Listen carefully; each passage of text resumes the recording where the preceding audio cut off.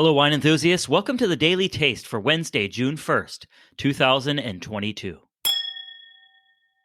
I've heard a lot of wine enthusiasts lately talk about how they no longer go to Napa because they believe it's overpriced and can be too snobbish sometimes. Some people don't like the fact that the tasting fees can be $75 to $100 or more per person.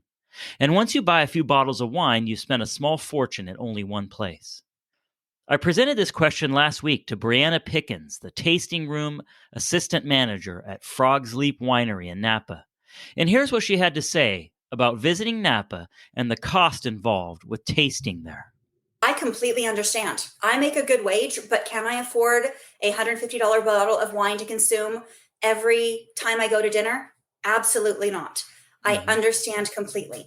And there are ways to go to Napa and Sonoma and not spend a small fortune. At the same time, I have been blessed where I've been able to have opportunities to go to those incredibly high-end experiences where, it's $150 per person, $200 per person, non-refundable. And they're wonderful experiences. But at the end of the day, I understand. And I would also caution these people that say, oh, Napa's too snobby, to try us again for two reasons. One, COVID has changed in a lot of things. Most places are by reservation only now, just because we either don't have the staffing or because we've realized that, if you're seeing 2,000 people on any given day and people are packed in like sardines at a wine bar and you're having to shout and say, hey, this is our Sauvignon Blanc, and you get a quick pour and that's all you hear, it's not a good experience for our guests. That's something that I still remember very fondly from working in the Sierra Foothills, Amador and El Dorado, was that we weren't overrun like a lot of wineries are in Napa. This is not how it was 30, 40 years ago, where you could just pull up to a place and the winemaker would come out and pour some wine for you. Maybe you bought a few bottles, maybe you didn't. 2 Saturdays ago, and we had 215 people on our waiting list. Wow. And that has been crazy since all of the restrictions have been lifted with the pandemic. And every single friend of mine and, associate that I have in the wine industry between Napa and Sonoma, they're all saying the same thing. We are seeing people that have not been wine tasting in 15, 20, 30 years showing up going like, it has changed so much. And from an employee standpoint, working in the Napa Valley, when you have all of these people from all around the world coming, it's a glorious and wonderful thing.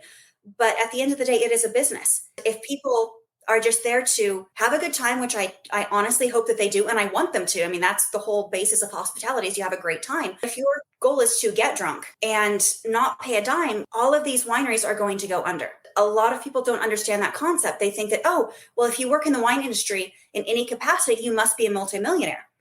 And there's always that joke that I'm sure, Wesley, you've heard of, well, if you want to make $1 million in the wine industry, start with 10 and open a winery. To the effect of people when they say that, oh, Napa is snobby, I will definitely ask to revisit that, because with COVID, we've all kind of had this internal conversation, whether it was within our own winery or with other wineries or just between friends. There are some times that Napa can get snobby and very snooty. I've turned down jobs at places like that because that's just not personally me. And I will tell you, there is a winery for everyone.